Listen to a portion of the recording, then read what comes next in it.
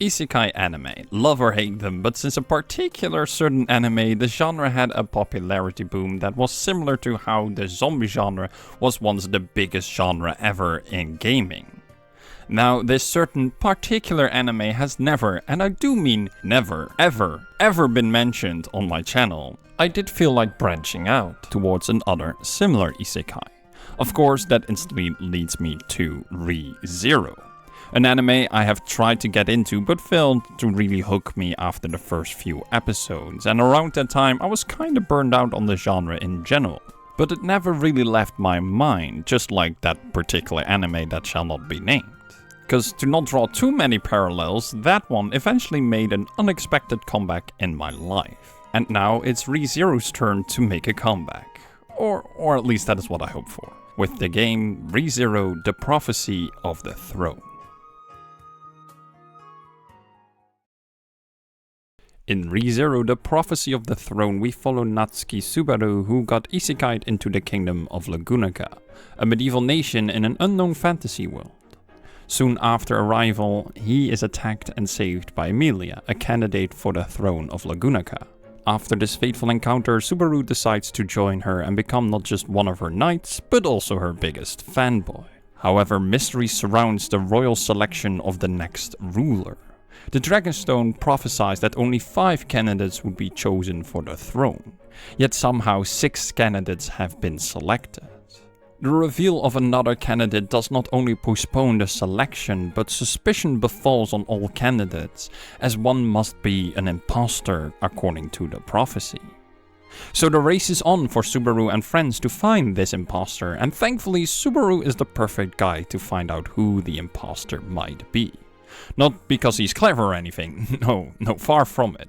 It's because as he was reborn into this fantasy world, he gained a unique trait called Return by Death. Each time he dies, he returns to a certain moment in the past, basically respawning at a checkpoint on the timeline. Meaning he can redo events over and over, finding ways to change the outcome of the future and ultimately solve the mystery surrounding the royal selection.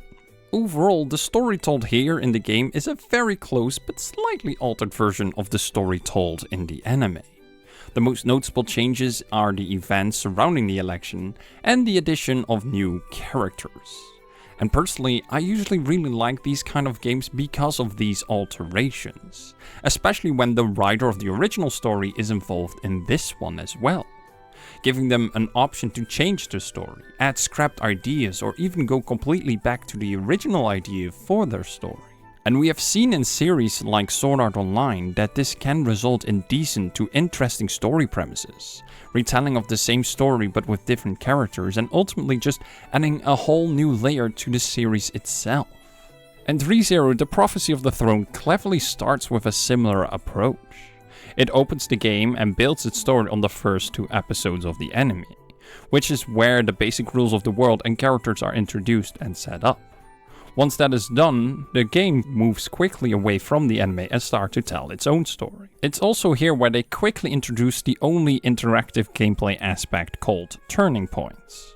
During these turning point moments, you, the player, are offered a chance to change the future with information gathered in the world, from characters you interact with, or the previous time loops you have witnessed. It's basically a planning mode for what comes next, because once you made your choices, you get thrown into a small little map where you control Subaru, and in almost an old school style point and click adventure game, you have to unfold the events in correct order to progress the story further. And at face value, this looks very promising, especially the way the return from death mechanic is introduced as a gameplay mechanic, because this could make a huge difference in the story and the future timeline of it. On top of that, the vibe of the game is really cozy, happy, and for the isekai appreciators, very appealing. I mean, you have hot-looking witches, demon-made twins, tsunderes, catgirls, and everything in between, you name it. ReZero as an isekai checks all the boxes. And the best thing of all, Subaru himself is a real appreciator like us about those things. However, as I progressed through the game and had my first few turning point moments, things started to fall in place and something started to dawn on me.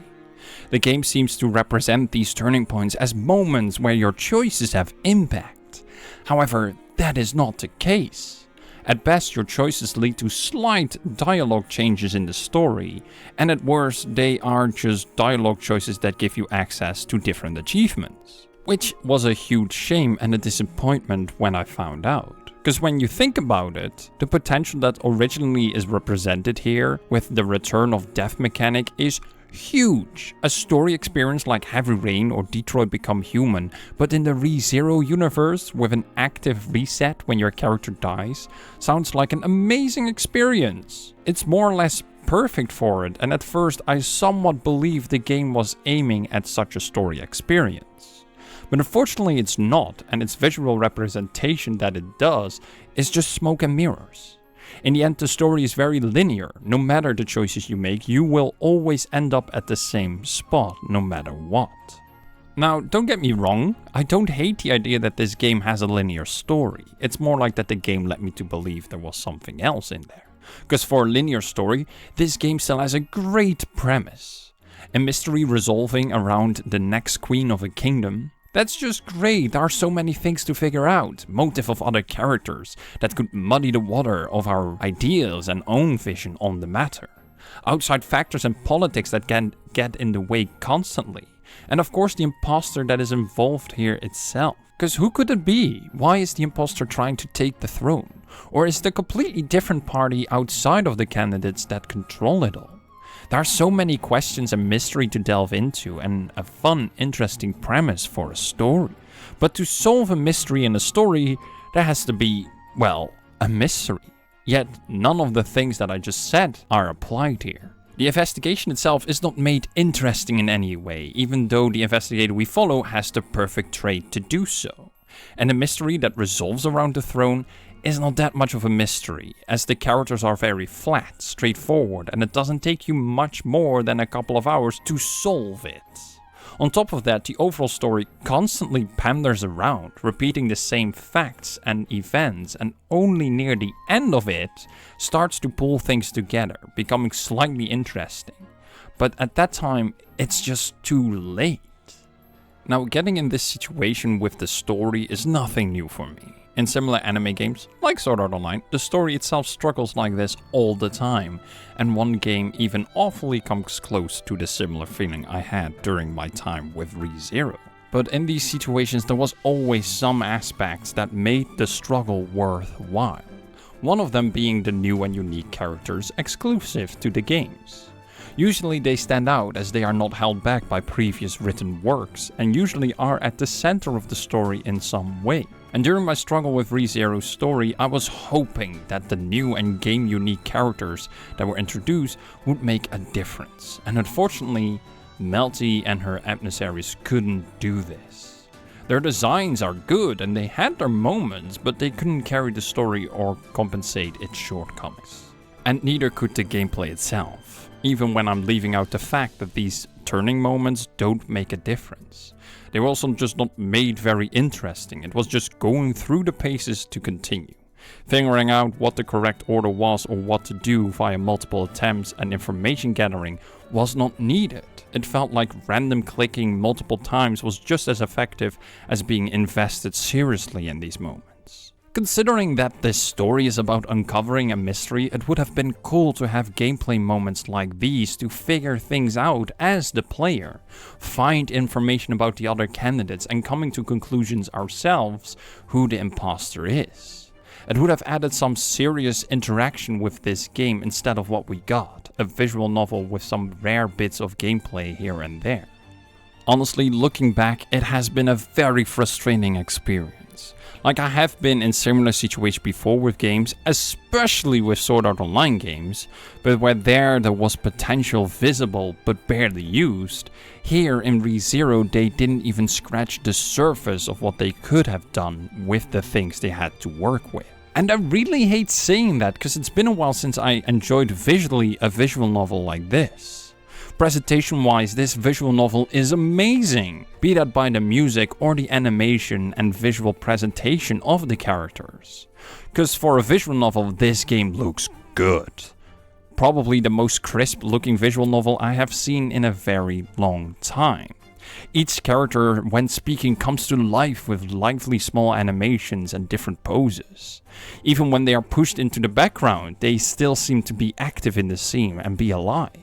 And on top of that, it comes with the original cast of voice actors for the characters, meaning the overall gap with the anime is kept at a very small minimum. And that's all so great about this game, but unfortunately, it's just visually great, because everything else is so lackluster.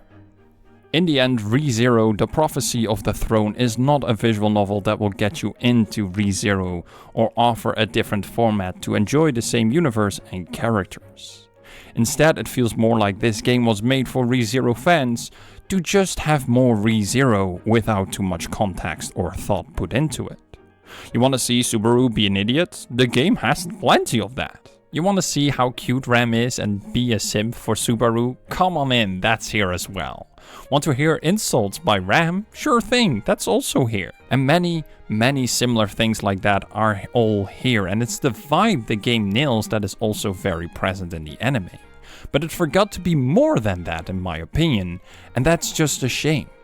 It presents itself to be more, but ultimately it's just a good looking visual novel with ReZero vibes. And well, that is to a degree fine. If you're a fan, this will be right up your alley. But it could have been more. Much and much more. And for me to enjoy this game, it should have been more.